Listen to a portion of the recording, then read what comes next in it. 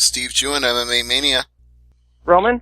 Yes, sir. How's it going, buddy? I have got Steve on the line. Steve Jawan Okay. from MMA Mania. Sounds good. All right, Okay. Roman, how are you doing today, sir? What's up, Steve? How's it going? Oh, it's going great. I'm really excited about this Combate Americas fight you got coming up with Ricky Palacios, and you're getting to fight pretty close to home. It's in Tucson. Absolutely, man. I'm super excited about this opportunity. Always love fighting in sunny Arizona, especially during this time of the year. No better time to be here. Yeah, I kind of wish I was there myself. I spent some time in Phoenix. The weather gets quite nice down there. Oh, yeah, absolutely, man. This is the time to live here. Come June, we'll be like, why are we in the Devil's Dungeon here? But for now, it's all good. Right on. What kind of response are you expecting? I'm sure you figure it's going to be a pretty big pop when you come out for that main event. Absolutely, man. I'm excited. I mean, I love fighting here in Arizona. I mean, I have a pretty good following anyway. I mean, no matter where I fought, all the way to Canada, Nashville, at Staples Center, wherever I was, I mean, people always came with me. I mean, I don't know if it's a Hispanic thing or a Mexican thing, but everybody feels like the troops got to come to support, which is always good, man. It's always flattering to get people following me and kind of jumping on this journey with me, but it's always exciting. But just the fact that it's in Tucson, which is actually, you know, where I'm from, it makes it that much sweeter.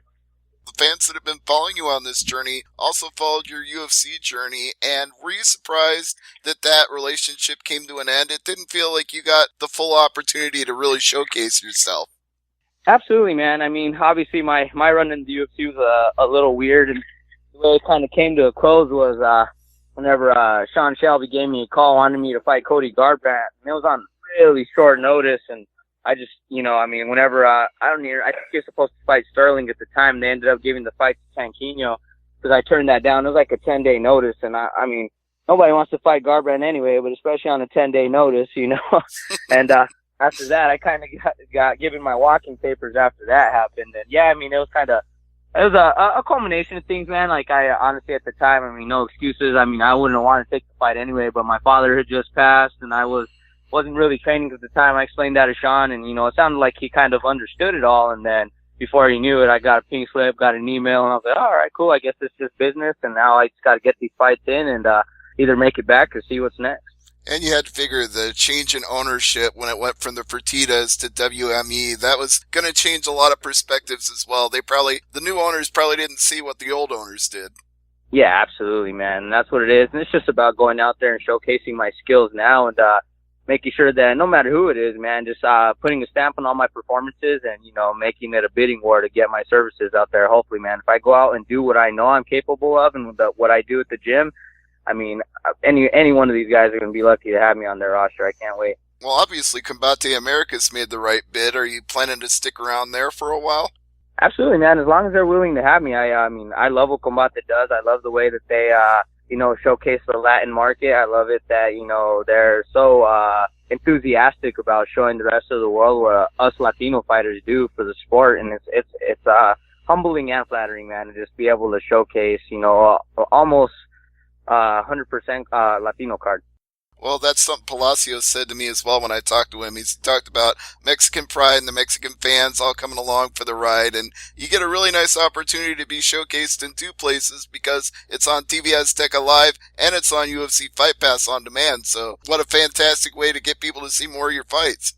Absolutely, man. I'm more than excited. And like I said, they couldn't have gave me a better opponent, man. This guy, every time he fights, I mean, I was so excited. Whenever they gave me his name, I was all about it. I couldn't wait to do it because, I mean, I love challenging myself that way. It's just an interesting concept to know you're fighting, and with one slip-up, that could be the end of your night. You could just be counting stars or not remembering what happened to you. And, you know, it's an intriguing challenge to me just knowing that the kid has knockout power in both hands, and he's just always looking to finish. I really like the matchup. Yeah, he's a very aggressive fighter, and he does like to come out there and throw hands. But I also think it's very interesting because it feels like with your last win in World Fighting, you're getting to rebound now, and you got something to prove here by going out against such a tough dude. Yeah, absolutely, man. That's all it is. I mean, I have no other reason to be in this sport. I don't want to fight any cans anywhere. You know, I want to fight dudes that are proven and they're here to fight me. I mean, why else would I be here? You know, I've got to compete against some of the highest caliber athletes, obviously fighting in the UFC, and I know that's where I belong. I belong fighting guys of that caliber. So Ricky Palacios 7-1, and the kid has 5 knockouts. I mean, I'm more than happy. I just want to prove myself. If I can't beat Ricky Palacios, I tell myself this is that win I need. Every comer needs to happen because, I mean, this fight could be a UFC fight, it could be another fight, and it's just, if I think I want to be the best, I got to be able to beat guys like this, and I know I can, man. If everything's clicking, I don't see myself having too much problems being Ricky. If I could avoid that power, man, it's a cool little puzzle. Well, one of the things that I also talked to him about was the possibility of Combate Americas creating a bantamweight title, and he said he wouldn't want to see him do it until somebody got like 5 or 6 wins in a row. Coincidentally, that's what he's gunning for here, is a 5th win in a row. So do you think if you knocked him off, that would put you at the top of the list? Yeah, man, I don't see why not. They've done a good job building him up. The Combates has kind of, built him, and just by seeing opponent to opponent, they're getting him a little bit tougher of an opponent, and obviously I'm sure, he says I haven't heard any of his interviews, but I know he knows that this is going to be a stern test for him as well. And, fighting a veteran and seeing what's coming in at him, it's about that time, man. He's at that time in that career where he's going to take that step up in competition, and I'm more than happy to be that guy that test for sure. And if everything goes my way, we'll make sure he fails that test. That's something we're going to look forward to seeing here on April 20th at Casino del Sol. But I got to go back to the UFC thing for just a second. The one fight that has really bothered me about your run there was the Kid Yamamoto fight, because that just was an unfortunate eye poke, and I thought you'd get a chance to rematch that, and that never emerged. Did they ever tell you that? Did they ever talk to you about a rematch? Oh, man, dude, I wanted that rematch back so bad. Yeah, as a matter of fact, whenever I got offered the Chito Vera fight, that was originally supposed to be Kid, and then Kid, we didn't sign any contracts or anything, but both of our sides had agreed to a rematch, and then Kid got hurt again, and that's whenever they offered me Marlon Chito Vera on that Nashville card. We were going to fight in Nashville. That would have been awesome, man. Like I said, I still want that fight. Obviously, Kid being a legend of the sport, and just the way he fights, man. Again, that's kind of how I'm viewing this Palacios fight, man. Like with Kid, I just knew that, he has so much power in both of his hands. At any point I make a mistake, I could get myself knocked out. That being said, they have that kind of live and die by the sword style, both of them do, so they leave themselves exposed for things. And, it's just like, I think with the Kid, it was a little bit more dangerous than Ricky, but Ricky, like I said, he is willing to take 2 or 3 just to land his one punch, which is kind of interesting to see, man. This Kid is tough. But yeah, man, that one definitely, the Kid Yamamoto match, it always left a nasty taste in my mouth, and I wish I could get it back. Well, I hope you do get that chance somewhere down the road. Maybe Combate, maybe in Japan, maybe you'll get back in UFC and that'll happen. But I do want to see that one play out to the right conclusion instead of ending like it did. But moving back to the Palacios fight, you've split your wins between submissions and knockouts and decisions. So you've already talked about the power in his hands. Is it something where would you like to try for a submission? Oh, no, man, absolutely. My thing is, I won't be shy with my game plan. Like I said, I know I could strike with Palacios, but I feel like that's the only place he could beat me, so why not make him uncomfortable in all other situations, I'm definitely going to test his wrestling, definitely going to test his submission defense, test him everywhere, and just see how he reacts to everything. And as long as I keep him guessing and keep him uncomfortable, not letting him set his feet up and throw those heavy bombs, I like I said, man, it's been almost a year since he's fought, so, he might have made vast improvements everywhere. I know I have in the last year. So, to me, it's just all about, I have nothing to prove here, man. To me, it's just about me going out there and getting wins. All I could control is my performance, and I know if I do what I'm supposed to do and get this win, it's going to be a showcase fight anyway, and it's got fight of the night written all over it, but that doesn't mean I have to sit there and Gilbert Melendez, Diego Sanchez type brawl with him, because that's what he wants, and that's really giving him his only opportunity to beat me. So it's about keeping him guessing me and putting him in deep waters where he's not used to being. You talked about how you've made improvements as well. So what are those improvements? Who are the guys that you're working with that are really bringing your focus and making you an even better Roman Salazar than you already are?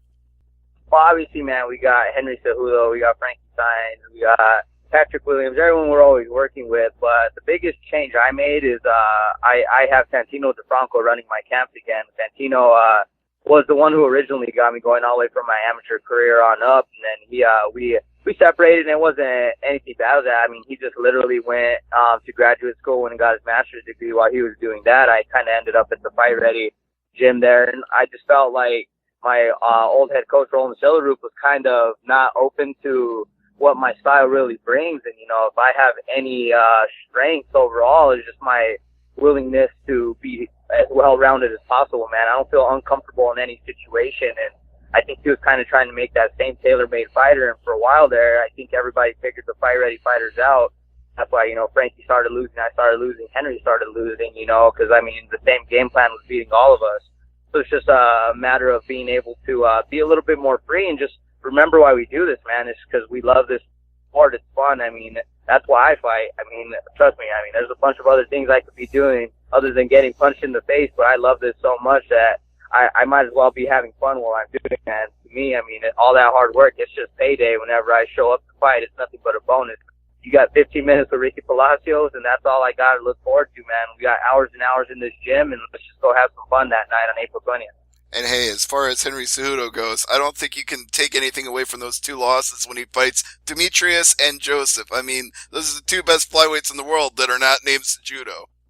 Absolutely, man. And then you look at it, they gave him Pettis whenever they gave him. He's definitely got the easier of the matchups now. Whenever you see the Pettis enough for Henry, so I still think that Henry won that fight. I think it was a bad call. We were there obviously, being the whole way, and it's just one of those things, man. Henry's tough. He's making a lot of improvements, and he's gonna be scary, man, for this Pettis fight. But it's always nice to put cameras, obviously it's in the fight. He fights next month on the 13th of May. It's just have another brother running the camp with you. Absolutely. Yeah, he's going to be a beast in that fight. You're going to be a beast in this fight as well. So, Casino del Sol, April 20th, Tucson, Arizona. It's going to be live on TV Azteca. It's going to be on demand on UFC Fight Pass. It's going to be an excellent showcase, the main event, and you've got to love that. You got to love being in the spotlight. Absolutely, brother. That's why we do this right here, and it's about showcasing my skills. I know Ricky's bringing that A game. He's going to come hungry, and why wouldn't he, man? It's the perfect platform for him to make a name for himself. My job is to make sure that I keep cruising and doing what I know I was put on this earth to do, and just do it right. All right. Well, before I let you go, Roman, I want to give you some time to plug anything else. You've already named your teammates and your team, but sponsors and social media and anything else you want to throw out there, please go ahead. Absolutely, man. My main sponsor, obviously, Western Concrete Plumbing. Those dudes have been my sponsors since I was amateur, always been helping me with things, all the way from medicals to equipment to everything. And then, McAdams Dental, man. This guy keeps my grill going, makes my mouthpieces. He's just a super awesome guy, man. And then Sucker Punch Entertainment as well. They always take care of me. So, just thanks to everybody, and thanks to all my fans out there, man. I'm really happy for all the support I've gotten, and make sure to tune into this fight. Don't blink, man. Yeah, don't blink, and let's pray for no eye pokes and that everything goes smoothly. Absolutely, brother. Sounds good. All right. Thanks, Roman. I appreciate the time today, and thank you, Mike, as well. Thanks, Steve. All right, Thanks, man. Roman. Thanks for having me. All right. Thanks, guys. You bet.